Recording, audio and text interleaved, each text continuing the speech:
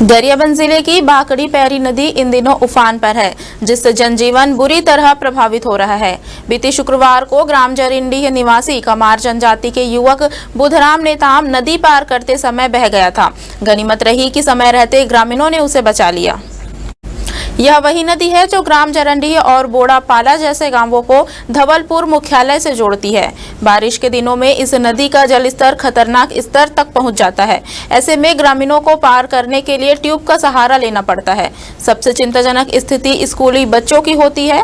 जरंडीह और बोड़ा पाला गांवों से रोजाना करीब 1.5 दर्जन छात्र 3 किलोमीटर दूर स्थित धवलपुर स्कूल पढ़ाई के लिए आते हैं। ये बच्चे भी जान जोखिम में डालकर ट्यूब के सहारे नदी पार करते हैं। गौरतलब है कि बाकड़ी नदी पर पुल निर्माण के लिए वर्ष 2023 में 6 करोड़ रुपए की स्वीकृति मिल चुकी है। लोक निर्माण विभाग के सेतु शाखा से को इसकी जिम्मेदारी सौंपी गई थी। निर्माण से जुड़ी तमाम औपचारिकताएं भी पूरी हो चुकी है, बावजूद इसके अब तक कार्य शुरू नहीं हो सका है। देख जी सर जी, हम एक सहारा में पार होते हैं। एक बाढ़ भी बहुत ले गए हैं आदमी। इसकी सहारा में हम पार करते हैं। इसका पुलिया की मांग किए गए हैं, तो कोई नहीं मानते हैं। सरकार भी नहीं मानता, कोई कलेक्टर भी कोई नहीं मानते हैं, कोई एक प्रधानमंत्री भी नहीं माना गए हैं।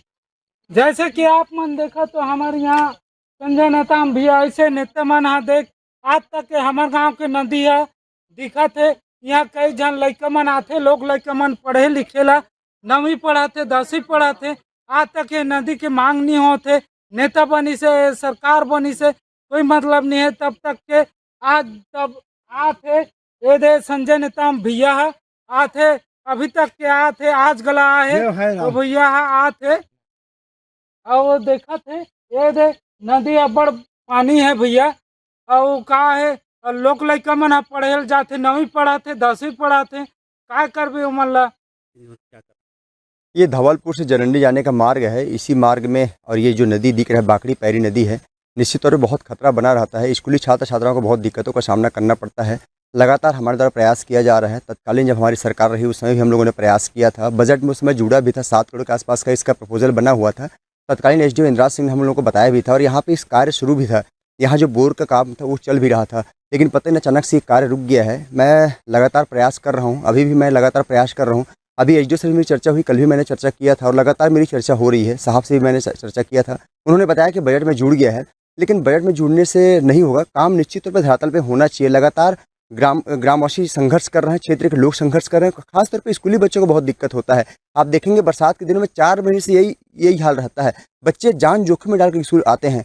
मैं मांग करता हूँ शासन प्रशासन से कि जितना जल्दी हो सकता है इसमें ध्यान दे और ये पुल निर्माण बनना चाहिए। ये जो है बजट में सम्मिलित है और जिसका जो प्राक्कलन तैयार किया जा रहा है। तो किसका है सर? क्या ये सेतु संभाग से संबंधित है और उनके द्वारा जो है बोरिंग कर प्राक्कलन बनाया जाएगा।